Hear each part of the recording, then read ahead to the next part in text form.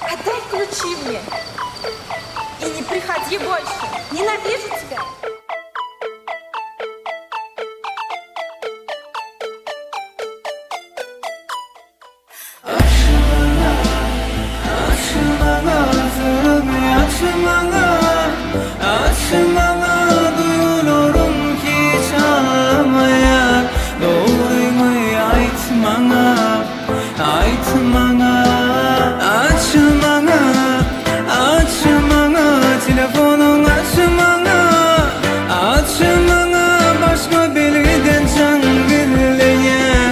Hakikati aytmana, aytmana.